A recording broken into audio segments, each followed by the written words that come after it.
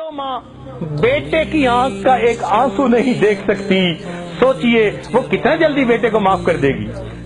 ماں کو منانے کے لیے چل کے آنا پڑتا ہے، معافی مانگنی پڑتی ہے، پاؤں پکڑنے پڑتے ہیں، آنکھوں سے آنسو بہانے پڑتے ہیں۔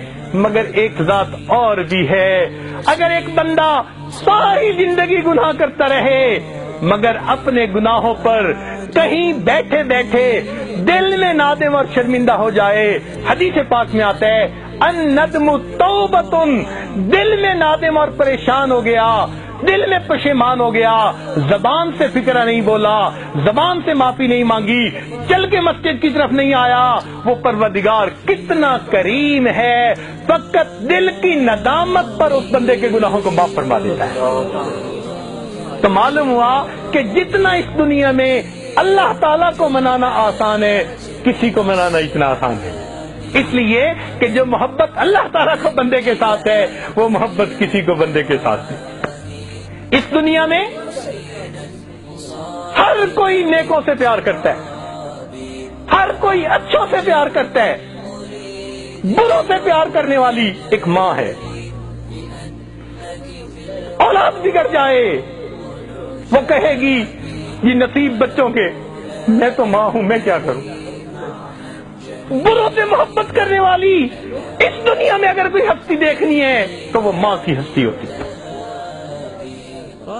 اگر ماں ممتا کی وجہ سے اتنی محبت کرتی ہے تو اللہ رب العزت بھی اپنے بندوں سے اس کے پڑھ کے محبت کرتے ہیں۔ اس لیے 100 سال کا بوڑھا ہڈیوں کا ڈھانچہ بن گیا، منہ میں دانت نہیں، پیٹ میں آنت نہیں، اولاد تھی نہیں، بیوی فوت ہو گئی، ماں باپ کا اکیلا تھا، کوئی قریبی رشتہ دار نہیں، کوئی اس کو گھر رکھنے کے لیے تیار نہیں، لوگ محفل میں بٹھاتے نہیں کہ تو کھانستا ہے، بلغم نکالتا ہے۔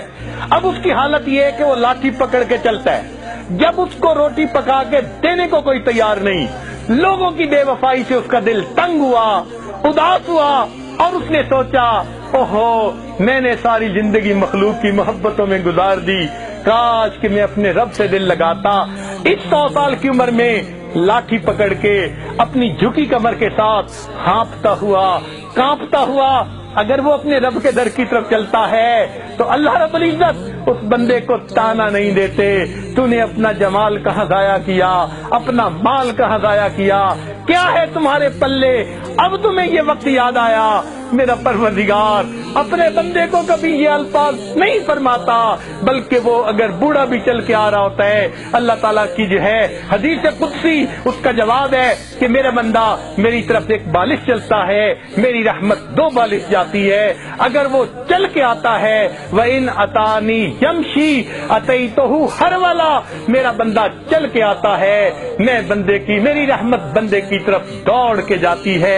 تو جو پروردگار اپنے اس 100 سالہ بوڑھے کو بھی تانا نہیں دیتے، بلکہ اور ذرا بات سن لیجئے کہ اگر یہ 100 سال کا بندہ شرابی تھا، زانی تھا، اس نے آ کے توبہ کر لی، اللہ تعالیٰ گناہ معاف فرما دیتے ہیں۔ اور پھر ایک اور بات، شریعت کا مسئلہ سن لیجئے، اگر کسی نے سچی توبہ کر لی، شریعت کہتی ہے اب اس کو پچھلی زندگی کے گناہ پر کوئی آر نہیں دلا سکتا، تانا نہیں دلا سکتا۔ حدیث پاک میں ہے اگر کوئی بندہ گزری ہوئی زندگی کے گناہ کا کسی کو توبہ کے بعد تانا دے گا، اللہ تعالیٰ اس بندے کو موت نہیں دیں گے جب تک اسی گناہ کی ذلت میں گرفتار نہیں فرما دیں گے۔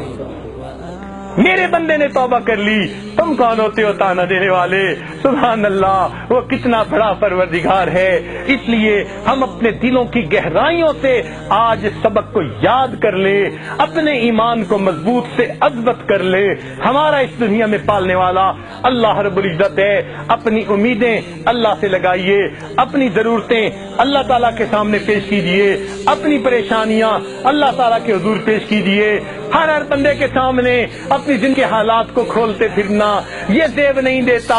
ہر بندے کو بیماری نہیں بتائی جاتی، فقط ڈاکٹروں کو بتائی جاتی ہے، اسی طرح حالات ہر بندے کو نہیں بتائے جاتے۔ اللہ تعالیٰ کے سامنے ان حالات کو پیش کیجئے، اللہ سے لو لگائیے، دیکھیے وہ پروردگار کس طرح ہماری دعاؤں کو قبول فرماتا ہے۔